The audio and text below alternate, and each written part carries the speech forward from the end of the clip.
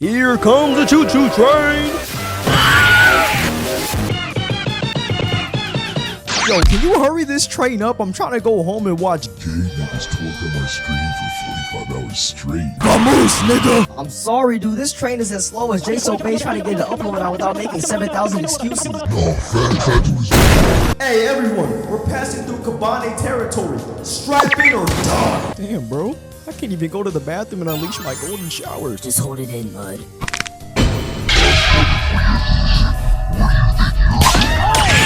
Somebody help me! This little pussy belongs to me. Kill him!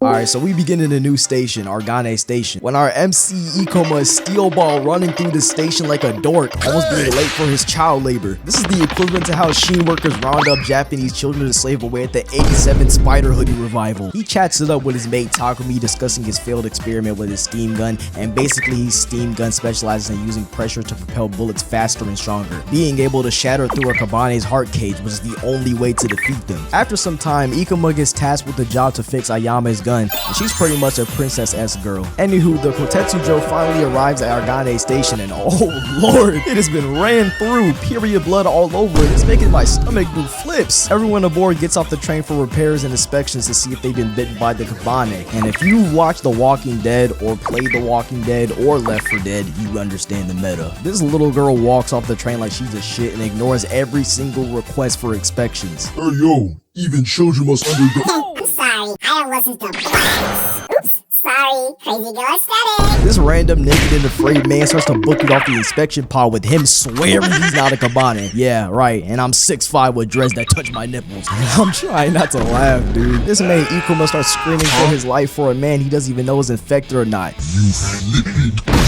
He throws himself in front of the rifle trying to be the knight in shining armor, reminding them of the 3-day rule that if you're uncertain if somebody's a Kabane or not, you lock them up for 3 days to see the results. But obviously, the Bushi are some dickheads, so they slap his shit silly and start viciously stomping on him like it's JoJo. Mind you, these are some grown-ass men bullying a high schooler. Dudes really be 40 team and they ops be 17 team. They catapult this dude across the ground, but the Kabane guts that he collected spill out of his bag, and everyone starts going bonkers. So bad. That naked and afraid dude takes his chance to make a run for it, but they immediately notice him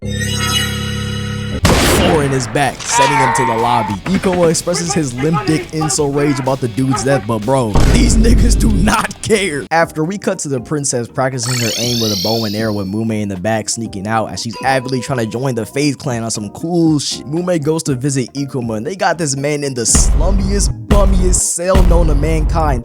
That dude got no type of heat source whatsoever. I know his balls are frozen. After we cut to the Husojo train finally arriving to the station, but the entire train is infested with Kabane. Who told this Kabane to operate this train? That nigga don't know how to drive for shit.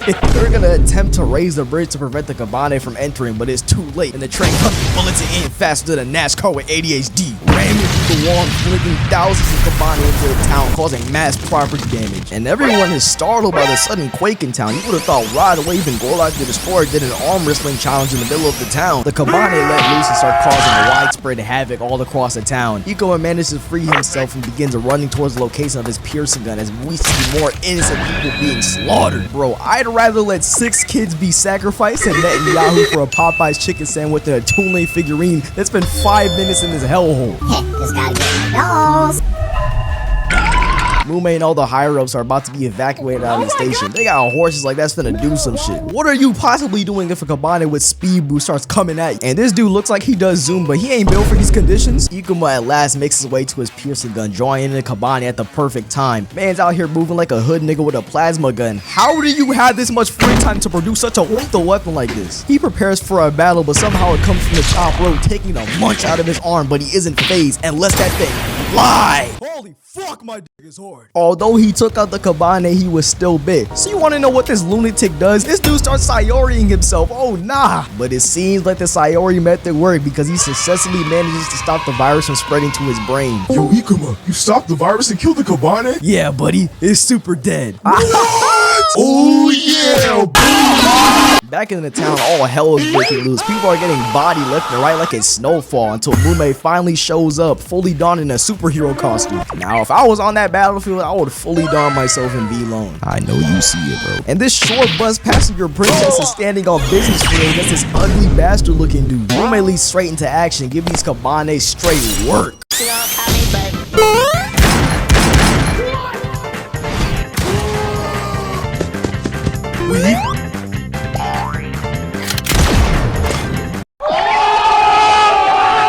She finishes them off and joins up with Ikuma and Takumi and the rest of the crew aboard the Iron Fortress. But as they're about to vamoose from the station, a multitude of Kabane comes raining down from the mountain towards them. Aw yeah, those dickheads are getting slayed. Let's go! A Kabane tries to enter the train like Adam 22 lets any man enter his wife, but Ikuma ups that steam gun and puts 2 in him. Now we got everyone impressed and shit. He's starting to move different now that he got chomped on by a Kabane. But unfortunately, everyone sees that V long glowing on his chest, and he gets double pumped straight to the chest off the train, and they close the door on this man. Oh my days, bruh. The princess goes to observe the surroundings and sees that her father has been turned into a Kabane. Yo, they cooked him. See, I knew that lame ass Zumba dancing freak wasn't gonna make it. Matter of fact, you know this nigga don't do no fucking exercise. Then they have to run this man over as they're escaping. Oh, just, bro, ref, take her out the game, bro. Before me, take her out the game. They arrive at the bridge and are about to take off, but these Kabane are letting them go nowhere. And it looks like these niggas are cooked until a certain man shows up, clearing out the Kabane and assisting the people that once ostracized him, pulling the lever and securing their escape. And it seems like it's all over. But then obviously Mume the Goat rescues him and puts him aboard. Some more feud happens that leads up to us finding out that Ikuma isn't a Kabane nor human. He's a fusion, an amalgamation,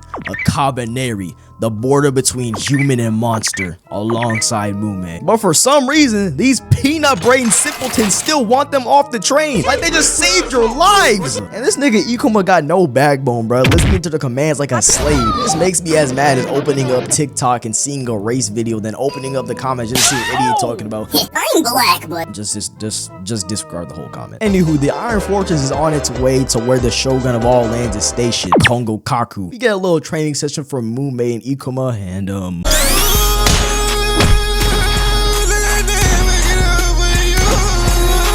they make it halfway but stop and create a campsite so that people can get their beauty sleep, you know, get that premium rest. A couple hours pass and they start a prayer offering. Hold up, these little niggas are not praying. Mume and Ikuma have a moment where they share some info about themselves, and we learn about Ikuma's backstory, and it went a little something like this. one day, I was just chilling with my sister playing Clash of Clans until the Kabane broke into my village. We tried running, but my sister don't do no fucking exercise, so she got curved. So I decided to run like a zero-base little pipsqueak, a fraud, a spineless witch, a coward even. And before I knew it, she was deceased, unrecognizable. So sadly, I had to take her off the map. Get the fuck out of here!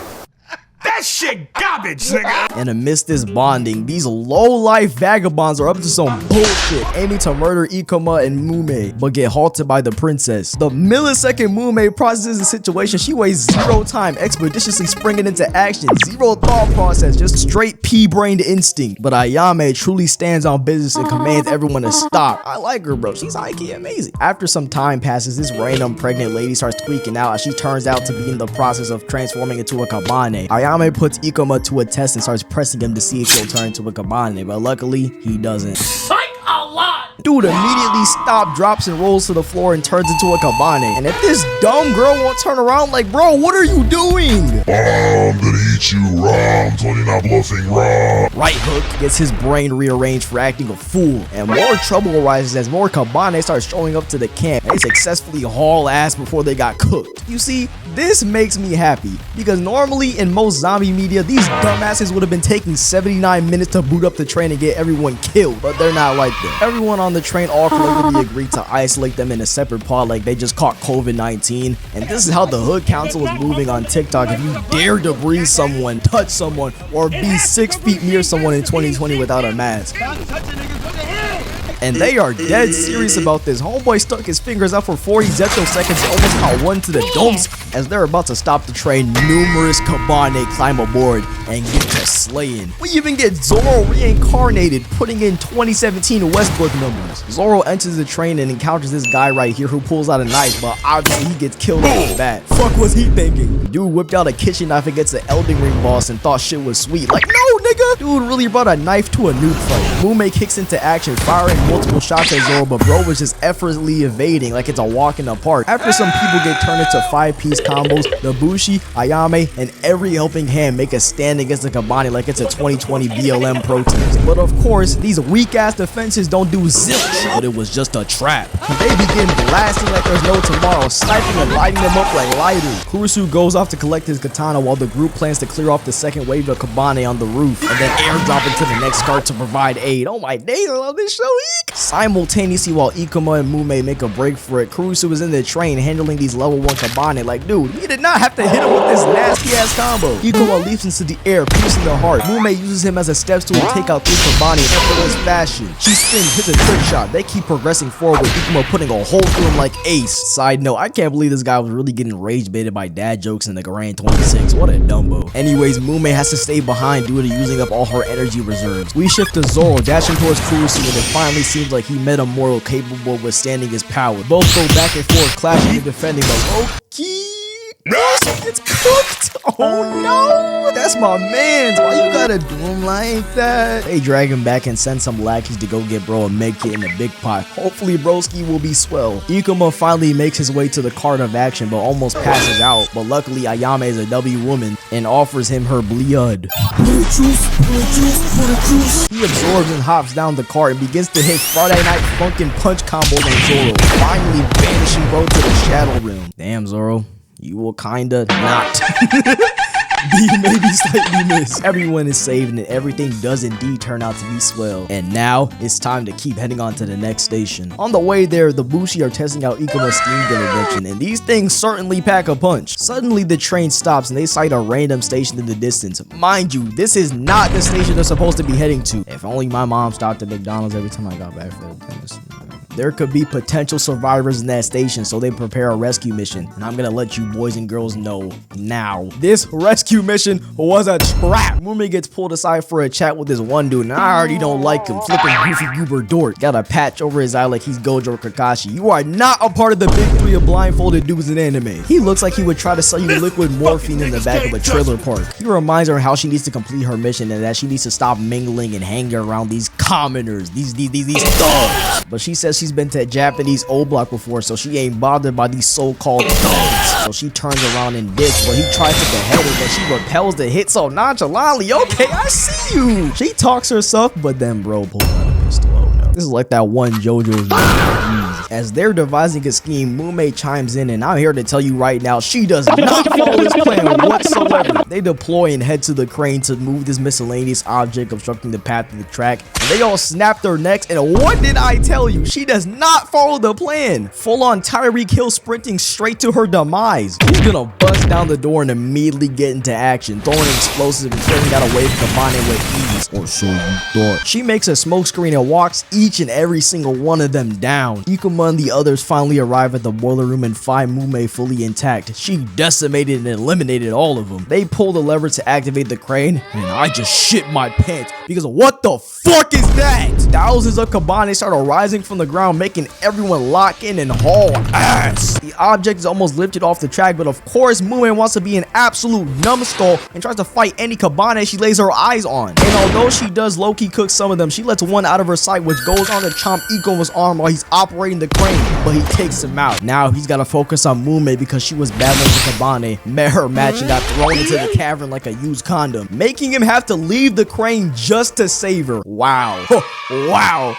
What a masterclass plan you got there, Mume. So excellent. He gets down there in time and dashes towards the cavern entrance to evade all the falling rubble, and as it arises, it finally forms. And genuinely, what is this? This must have been what me saw when he heard the Beast Titan speak for the first time. My days. This kaiju abomination starts chasing after them like they just creased his Jordans and almost managed to flatten them, but they escaped by a hair, a pube, a centimeter. Hurriedly pulling the gate, and they start firing to hold it off for a bit, but just like a Nigerian father would tell his son if he didn't lift 5 bags of cement at 5 a.m. in the morning. It is a failure. Yes, indeed, I am self-projecting. Shut up. Nah, I'm just playing. They managed to close it in time, dispersing the swarm of Kabaneri into the cavern with Mume and Ikuma. Speaking of them, we shift our focus to Ikuma searching amidst the rubble, and truthfully, if I were him, I would have just called it a night and headed home, bruh. Shit's like finding a pube in a haystack. I mean, finding a needle in a haystack. But luckily, he isn't me and successfully finds her trapped under a 2020 AMP agent-sized boulder. While this dude is trying to lift the boulder off of her, you know what we're talking about. I know you think this is all my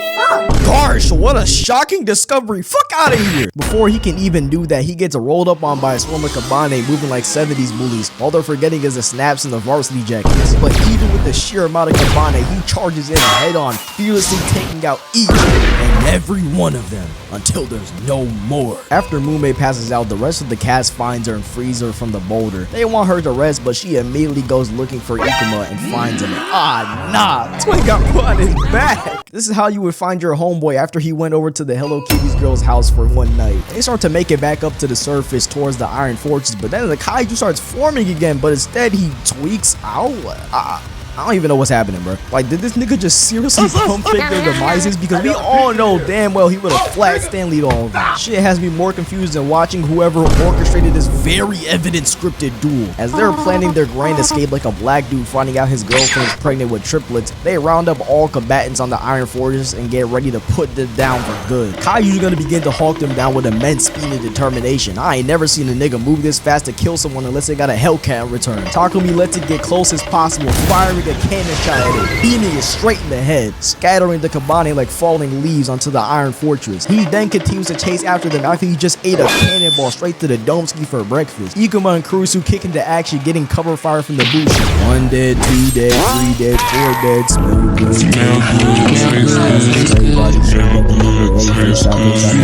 all of them with his newly enchanted Tushita from Blox Roots. They stand back to back, getting ready to face the impending threat, but honestly, once I heard it was starting to pick up speed, I low continually started fearing for both of their lives. This doesn't slow down the Iron Fortress as she releases the pressure to increase the speed, but the blood of Magic Johnson and Kabaneri guts are blocking the lever from dropping. But since he's got the dove voice actor Shikamaru, he's automatically a goat. And goats don't fail, sending it speeding forward, allowing Takumi to line up a shot. Eat my nuts, nigga! Exposing the heart, allowing Mume to jump 40 feet into the fucking sky like John Morant every time he sees a nigga that's clearly 13 feet taller than him, piercing the heart and finally putting this thing to rest. Woo! Such magnificent action. They ultimately arrive at Shitori Station, and you know, this place is as pretty as a triple wrap Chipotle burrito. Whoever built this is a mastermind. Everyone is able to take a bath and dressed in new clothes, and I just know all of them smell like shit. It's combined aroma of a high-ranking Discord mod's office chair, rat feces, and Asmongold's left eyebrow. Everyone goes on a side quest, and Mume has an important talk with Ikuma, making a heartfelt promise to turn Mume back into human even if he has to die. So poetic. But the man of the hour finally arrives, and I'm gonna let you guys know right now at this very moment, my hatred for this man is far greater for French Montana, far greater for Satan, far greater than Monoma. Ladies, slow down type shit. Oh, it's you, man. How you been? I haven't seen you since I became Instagram famous and a black cutter. Now all the shorties want me worldwide. Mume informs her emo stepbro Biba about all the tragedies both sides suffered. And this nigga did not give a flying fuck, bro. I'm crying. And this dude Ikuma wastes no time, starts questioning him like a cop would if a black walked out of 7-Eleven with his pants slightly sagging. Yeah, I know you. You're that one black pill editor on TikTok that edits dudes that don't even know your existence. Flippin' dork. Hey, be nice. Hey, step inside, little nigga. Grown folks are talking right now. He basically shows Ayame, Ikuma, and Kurusu the inside of his train. Then we cut to Kurusu being enraged by this loser right here. Got dude gripping his sword in fear. This dickhead does not look threatening in the slightest. Get a grip. Biba's just got G League prospects roaming around thinking they're tough. And the way they will glaze this man, defend this man, and have zero backbone for themselves, it's just like, damn, I guess sometimes you just gotta bounce on it. He tries to go for the kill shot, but she evades. Then the dude wants to mask his intentions by saying he was trying to kill a spider. Right, and LeBron is playing for 15 more seasons. As Biba is spewing his bottom of the barrel philosophy at Ikuma, 7 swarms of Kabaneri spawn in the station, crawling up the walls like those demonic hell spawns from the Elden Ring. Dude, how are we gonna stop them? They're stronger than Discord and Roblox when it comes to children. All I do is watch Cocomelon and eat Cheetos. I gotta fart you at 11:30. I ain't know for these conditions. And the true reason why these Kabaneri pulled up to this station unannounced is because these 2 ugly bastards right here orchestrated this scheme to bring them here and watch people die for their own disgusting enjoyment. Anyways, disgusting or not, they lower the bridge and immediately get to it, blasting missiles straight to them, leveling the terrain. And oh nah, these niggas got motorcycles? What? They are really moving around on Tron bikes while these dudes are on level 1 malnourished horses. Shut the fuck up in 2024! Pulling up to the battlefield, killing the Kabaneri faster than a teacher body slams you for using their phone in class. And dog, what is this? We just got Elden Ring bosses roaming around here like it's a casual Wednesday morning. Chucks a Kabaneri at him like a baseball trying to get a home run. Bro's very lucky and grateful that Moon made this one random gave you the nastiest combo of all time. Otherwise, he would have been getting jiggy with King Von and Al Capone. The wannabe Kakashi pushes up on Biba, squaring up against him like me and the Yeti from GTA 5 Winter Update. Not even paying this dude any mind, but unlike the Yeti, he gets killed. No remorse on his face. This dude is so evil. Ikuma finally picks up on how villainous this man actually is. He's trying to be the next coming of Sukuna. And I'm not even half wrong. Look at this pretty pink princess hair color. As the ugly bastards are commenting on how much of a fraud wannabe Gojo is, Biba's henchmen appear, killing all of them one by one. And bro, is this Atomic Samurai from One Punch Man? This guy will pull off some magician maestro bullshit but can't protect a couple of guys from dudes with Temu night vision goggles and pack-a-punch nerve guns. And don't you dare tell me to cover One Punch Man Season 3. I ain't watching Gar without PNG do the cha-cha slide across my screen. I will pulverize you. The Iron Fortress and the Kokoju combine carts and go on their merry way. You learn more about Mumei's backstory and how he's manipulated her since she was a kid and continues to manipulate her, asking her to retrieve the key to the Kotetsujo for his master plan. And then we finally see it, the giant azure heart of the black smoke. It honestly shocks me at how people can be so evil. Like, bro, geez, I promise, just get a cold Sprite and a double quarter pounder, you'll be straight. They obviously trick her and give her a fake key, and once Biba finds this out, he gets even more furious, leading up to Ikuma's confrontation with Mumei. And yeah, she's at the point of no return, walking away from it all. And just wow, how one can be so easily deceived. We arrive at the final station and these dudes are just eyeing them down like they just committed tax fraud on their grandma. Biba and his crew go on numerous side quests throughout the station, but I want to tell you right now, these side quests were not executed with pure intentions. No Jay Breezo. Because this man Biba sits crisscross applesauce like he's trying to get his clip on the green chart. Meanwhile, his men are letting Kabaneri into the station for the 45th time. Literally no one can catch a break in this show. It hasn't even been 4 effing seconds since you left the other station and you're already on some bullcrap. I can't stand this man. Hey, Ron, enough with this dude already, Ron. Enough with him. I'm sick of this dude. The whole fucking time he came in here, and all he doing is talking about me. Nigga, go get a job. Stop smoking weed. Get off your couch. Fat lip ass dude. Go do something with your life. That's all you doing is in here talking about me the whole time. You sucker. Get your bitch ass out of here. As Biba exterminates all these boys, Kabaneri flooding the land, sending everyone in peril in combat, Biba enacts his grandmaster plan, transporting the Azure liquid of black smoke into her, turning her into a hybrid and sealing her fate permanently. Go wreak havoc. Breaks out of the ground and immediately turns into an Enderman if it took steroids and trend, causing widespread kills and mass property damage. This hoe is in creative mode, abusing all of her game-ending hacks. Kurusu gets into a conflict, saving Ayame's life and sacrificing his own. She unmounts her giant form and lands on the ground, flexing her form like, yes, we see the Gucci. Yo, are you okay? Speed Blitz rips his guts out. They try to recover by shooting shots, but she sidesteps and thundercuts a boulder at one of them and goes animalistic on the rest. He gets sniped in the head and looks at the perpetrator with pure malice. He just made the biggest mistake and is a lousy career because she begins to walk them down, gets shot in the head and charges up a massive energy blast, ejecting it at them and causing a catastrophic explosion. Oh my goodness, bruh. This is quite literally what she did. But even if she wants to throw hands or not, he stabs her, tossing her to the side like Andy did to Woody, capturing all the Iron Fortress members and showing his true colors to the world. Random no, but Shikamaru's voice actor ends up betraying them. What a snake! Dude put his life on the line to remove some zombie guts for no reason. Then he's gonna look all puzzled when they snatch his offerings and mean mug him. Man, fuck you! Takumi goes into another room and sits down to get his blood drained into a container. It's either they're collecting his blood for Magic Johnson so they can blood ban his STDs away, or I'm just making something out of nothing like a schizo. This random nigga is hooting and hollering about how deathly sick his wife is and how they can take as much blood as they want to substitute for her. And almost everyone agrees until another wannabe Kakashi strolls up being a jerk. He's gonna say something. Very well then, we have a deal. Oh, guards, thank you, sir. My wife is safe. I can't believe cutting off this man's arm just because he felt like it. What the frick? Takumi obviously isn't gonna stand for this buffoonery, so he starts shouting at him. And I kid you not, this dude tells him straight to his face. You're a fat fucking chud, aren't you? I can get a whole lot of blood from your thick ass.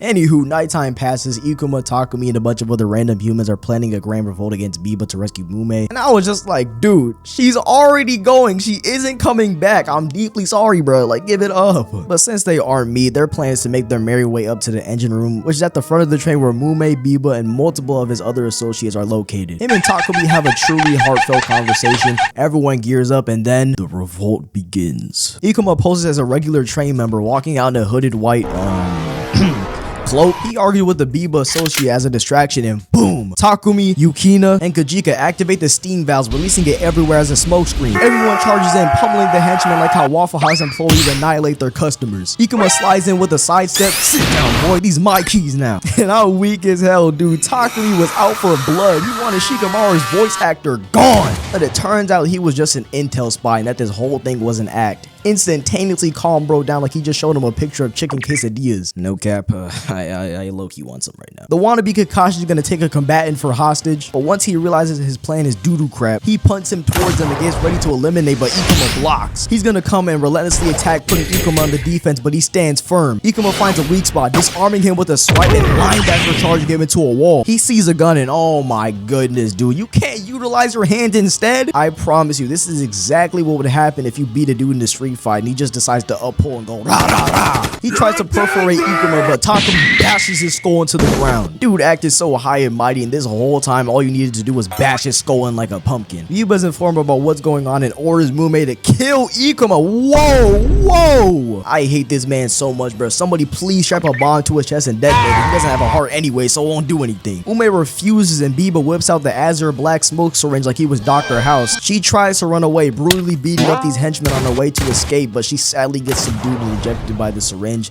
and we already know what's about to happen to her. Ikuma and Takumi finally make it to their destination. The key doesn't work, so Ikuma mainly decides to rip the door open like he's in creative mode, or he's got transported all of Kratos' strength, because how is he able to do this? I don't think his Kabaneri powers give him a big meat and biceps the size of Illuminati's forehead. They make it inside, but unfortunately, it was a trap. Biba tells him that he switched keys since he had a feeling he would try to rebel. Like, bro, shut up! I absolutely detest when anime villains do this, bro. They be like, I had a feeling you got stronger, so for precautions, I shoved a strength and enhancing potion out my ass cracked and that's your power. Nigga, shut up! He then tells him these are the consequences of his own actions on some Squid Game shit and shoots Takumi dead in the heart, bro. No! RIP in the chat for the Go Takumi, bro. You will be missed. Sad that you had to go out like this, bro. So dreadful. Biba rage baits him into attacking, getting him brutalized by his subordinate, getting his entire arm shot off. They're doing my man's dirty. And if losing his arm and losing his best friend in the span of 2 minutes wasn't enough, Mume comes out of hiding and with no soul behind her eyes, stabs Ikuma. He reels back, takes a deep breath, and plummets to his demise.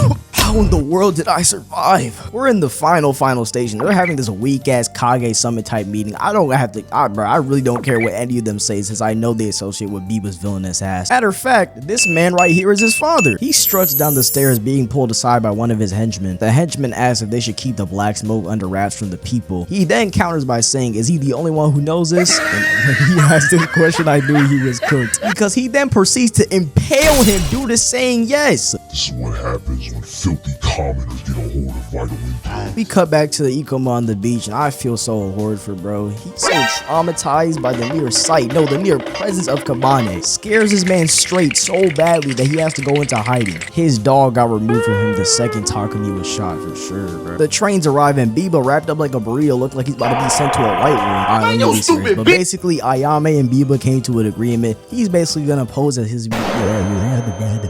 He's basically gonna pose as if he's been captured by Ayame, so he can be taken to the Shogun. But we all know damn well this malicious ass dude has other intentions. We go back to Ikoma, and turns out the Kabane he thought was coming for his booty shoes was actually Kurusu. Man's returned from the dead. He must have kept a big pot in his shoe, because how did he survive this fall? Anywho, he begins questioning him about Miss Ayame, because obviously this dude has the fattest crush on her, and if he and everyone else is okay. He sadly breaks the news about everything that's transpired since he's been gone, and rightfully so. He gets angry and tells both of them that they're gonna go fight back tonight. He turns into Yuji and says that he doesn't want to fight anymore, continuously blaming himself for Takumi's demise. Kurusu says so be it and leaves. Hear ye, hear ye. Yeah, I'm not doing this BS. We go back to the summit. Biba's finally arrived, kneeling in front of his father as he asks him to execute him right then and there. And as he's about to do so, boom, he looks down at his hands and he's been injected with STDs. Oh my days. It was so evident this dude had a trick up his sleeve. We should all know to never trust a dude with pink hair in anime. As he's transforming into Junpei from JJK, Biba informs him of how he survived so long, especially against all these Kabane, and it's because he himself is a Kabaneri. He makes all of his subordinates turn on him, mad dumping him relentlessly while he's in the back commentating on every moment, out here moving like light. As his father's almost at his turning point, Biba decides to put him out of his misery, stabbing his iron heart with his big ass blade and making him tumble down the stairs. And his master plan indeed worked, because every soul begins to turn on one another and absolute peril breaks out. They think this is an Among Us lobby. You're the imposter. No, it's you. Stop hitting yourself. Stop hitting yourself. Stop hitting yourself. The train pulls in, battle bus dropping all the Kabane Biba was harboring into the station, letting everyone get eaten. And even after all this, he sits in the unclaimed throne thinking he's Isaac and stares off into the dusk. Back at Ikuma's location, Kurusu successfully motivates him to telling him that Mume missed a sword stab on purpose to save him, and with that newfound courage, he asked this mad scientist looking mofo to give him the Azure Black Smoke Serum and the White Serum, one for himself and the other to turn Mume back into human. He even decides to give himself a fresh fade and attach a steam gun to his missing hand, and at the same time, Mume begins to transform into the roided up Enderman form, but this time, it has butterfly wings. And do not let the girly aesthetic of this transformation fool you. This transformation is lethal. Ikuma injects himself with the serum, and at first, things almost go south, but then he reminds himself, I gotta lock in. I must save Mume and the world from Biba's hand. They both pull up looking so fresh and clean. First, let's analyze their fits. Ikuma's in his hybrid form with the classic red cape. Honestly, 8.2 out of 10 drip. Then we cut to the only goated Bushi, Kurusu. He's got his hair down along with the dark green cloak, looking like he's about to cast a spell on us. 10 out of 10 drip, honestly. A Kabane tries to test Ikuma's gangster, but he painlessly whips out his steam gun and blasts it through the heart, one-shotting it. Had to hold the pose with the azure glow, like, we get it, my nigga, you're tough now. Him and Kurusu just start beating the everlasting monkey dick and balls that are remaining Kabane like a drunk Irish father. But even with all this power and all this might that Koma has gained, he'll still have drawbacks. He might constantly try to black out due to the newfound power, or even every 2 minutes he gets closer and closer to fully turning into a Kabane. Him and Kurusu continue heading up the bridge, spotting Mume's final form in the distance getting cannonball dumped by the Bushi. And you would think that this would be chopping her health bar in half. Nope, still got all full hearts. Armor hasn't even been scratched in the slightest. Now one bum and Biba are conversating until both of them spot Ikuma in the distance arriving on the battlefield out for blood, leaving both of them spooked.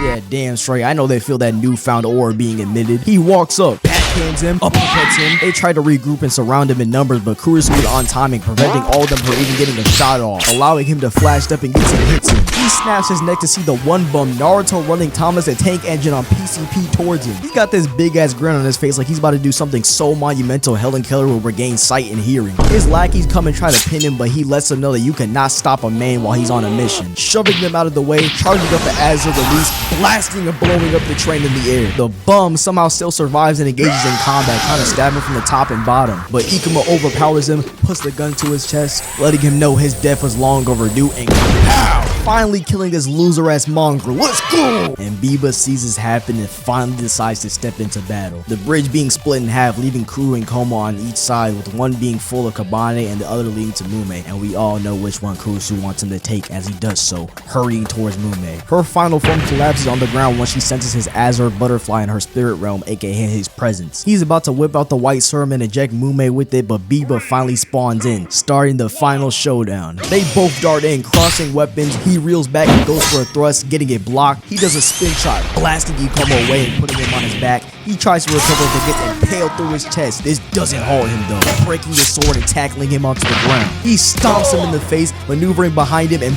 breaking his arm. Still unfazed, he responds with the Azure release, sending him flying away in terror. Biba, do you know how long I've been waiting for this moment? I haven't slept in 6-7 days, let alone showering. I smell like Asmongold and my parlays haven't hit in 90 days. I'm gonna kill you! Having a mini heart attack before he can finish off Biba. This is exactly what would happen to Jay Boone if he took another bite of food. Biba takes his opportunity to try to eliminate him, but at the same time, Mume drops the pro Ikuma's sister gave him, snapping him back into his senses, dodging, putting the gun up to his chest, and kapow! Defeating him and putting his bum ass on his back. Let's freaking go! He finally makes it to Mume, injecting her with the white serum and saving her life. She wakes up after a while, seeing Biba, who's somehow still alive, making his way towards Ikuma's unconscious body, but she defends her man, her shield, stabbing him in the heart, and for real this time, puts an end to her brother, even though I already said it. Let's go! Kurusu and Mume try waking him up as the Iron Fortress comes to pick him up. He is not waking up and eventually dies, completing his mission as Mume's shield and perishes. Just kidding, he does a fake out and is A-OK. Man said Houdini, bitch. Yeah, that's it. The Iron Fortress rides off into the dust to see another bright day. This show was honestly great in my opinion. I'm giving it a 10 out of 10. I even added it to my top 5. But who knows, once I watch the entirety of JoJo's in the summer, it may be replaced. MVP of the show most definitely has to go to Ayame. If it wasn't for her keen intellect and beautiful face, so many things would have gone south. Also, 6th man of the year most definitely goes to Kurusu. Him and her make such a good couple. Most improved player goes to Ikuma, and rookie of the year goes to Mume. Yo, hold on, bro. I had to add this. Oh my days. So I just got finished watching the movie, right? And it takes place right after the show. Y'all might get this sometime this year. That movie's like 2 hours long, but at the end, Mume and Ikuma finally kiss, right? And I was obviously hyped. I was jumping for joy. But then after I finish it, tell me why when I do some external research, I find out that Mume is 12. And worst of all, Ikuma is 17. What are we doing, Shiro? But anyways, I hope you guys truly enjoyed this video. Don't forget to like and subscribe if you did. I had a lot of fun making this video for real. This will be the only video I'm releasing in January because I got a lot of IRL responsibilities to take care of. So yeah, bear with me, please. Got some super duper cool new vids on the way and I can't wait for you guys to see them. Don't forget to refuse to wash your socks and underwear and showering. Continue to LARP watching a popular anime, and I'll see y'all in February. Love y'all, boys and girls. Stay fresh. Nah, this is valid.